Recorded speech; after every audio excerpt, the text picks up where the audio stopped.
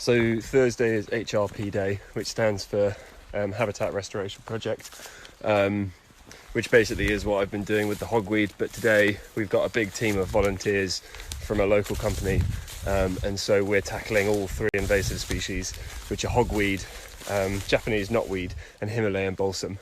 I've been tasked with getting some good shots for promotional content, which is nice, but I just thought I'd show you some truly massive hogweed heads.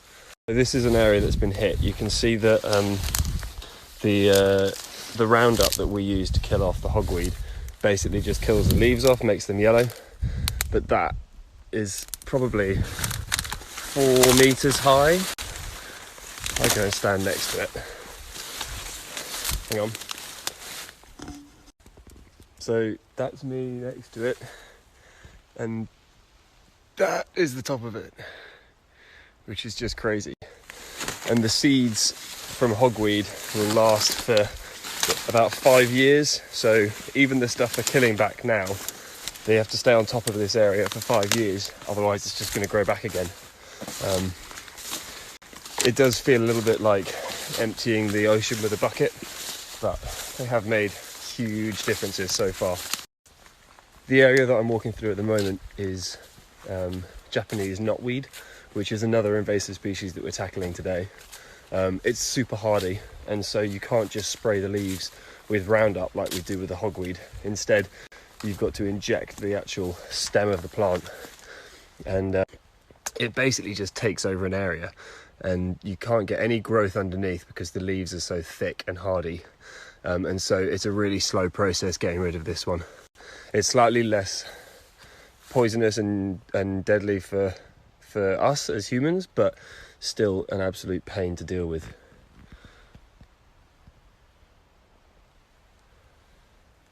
One of the things you really notice when you're walking through Japanese knotweed is how much quieter it is.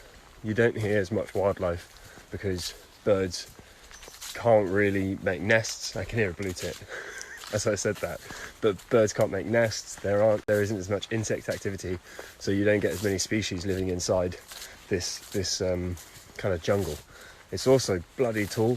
I'm 193 centimeters, and it's probably another 4 foot higher than me. Yeah, just staggeringly invasive and powerful species.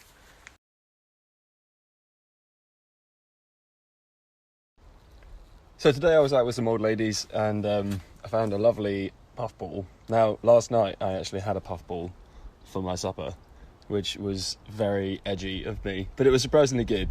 So I'm gonna show you how I cooked it, and maybe if you see puffballs out and about, you might try foraging yourself. Maybe not, but anyway, every day's a school day. Remember though, if you do go foraging and you do find puffballs, this is a really good one because it's quite heavy, it's quite dense. But you do see these little holes, and inside these holes are beetles.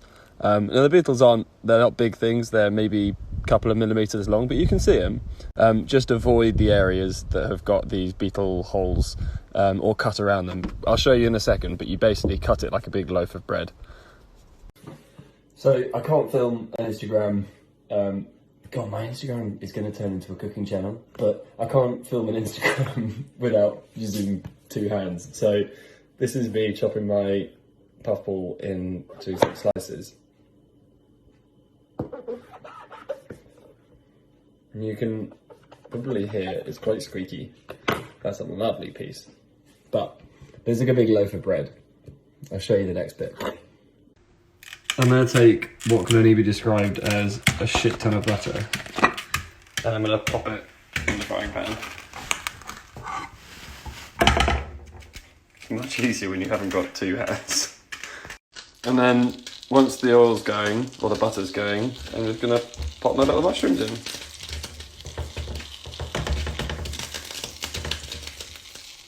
And then I've put a little bit of pepper and salt on, but it basically goes, and I can only really describe it as like the texture of like marshmallow or halloumi or something like that. It's quite meaty.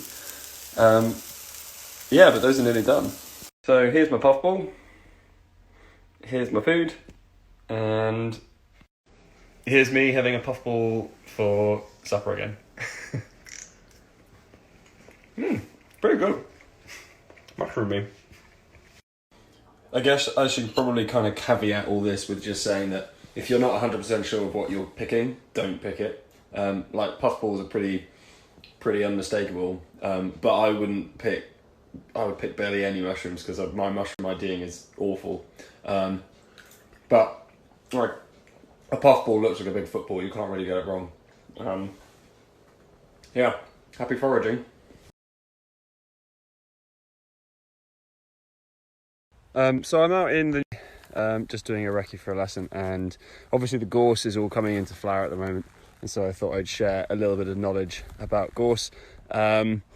It actually has flowers most of the year, but it's really starting to come into colour now, and it's a really close relative of the pea plant.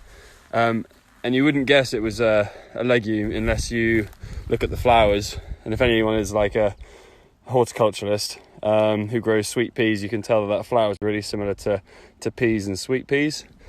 Just found that quite fascinating that something so different can come from the same family. As it's Weevil Wednesday, I thought I'd just show you what a weevil actually looks like.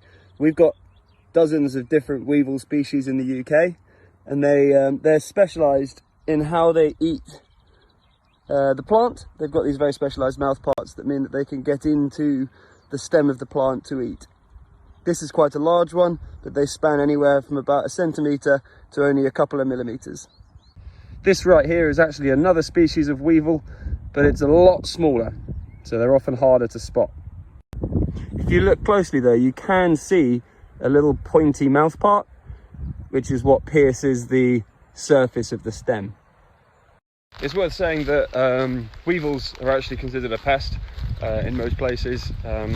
They can lay between about 1,000 to 7,000 eggs each cycle, and those larvae will eat the root stems and kill off the plant.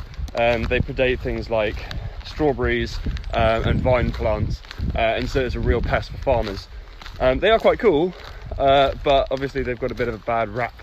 I should also add a caveat that although some weevils will eat directly from the stem of the plant, others will eat the leaves. So there's just so many different kinds of weevils. They're just quite fascinating if you ever get a chance to have a look. One more weevil fact, and then I'll stop rattling on about weevils. They can actually live between 3 and 7 years, which is just mental for something that is between like 2 to 5 or 8 millimeters. It's just crazy. But yes, that's the end of my weevil chat. They're actually called devil's matchsticks, and they're a type of fungi. It's very late for them to be out and about, but you often find them. I'm in kind of open scrub here. It's a little bit damp on the ground, and devil's matchsticks are super easy to spot. It's pretty cool. I've just stumbled across a absolutely mammoth herd of fallow deer. I know that this camera is crap, but there's probably 40 or 50 deer in this group. They just keep coming.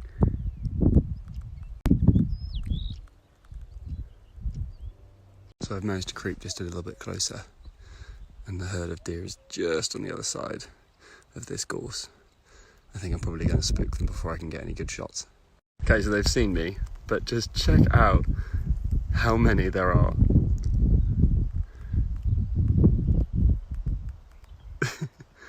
God, here comes some more.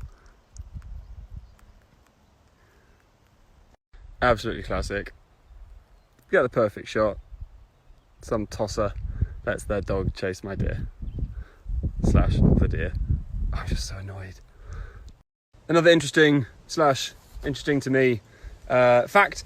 Some mammals like deer and horses and stuff will eat the bark. If their diet is lacking in a certain nutrient, then they will eat the bark in order to supplement their diet. You can find them quite often on trees, but this is a really, really good example of this is where that big herd has been obviously camping out and likes to come back to, but you can see where the animals have just eaten the bark regularly.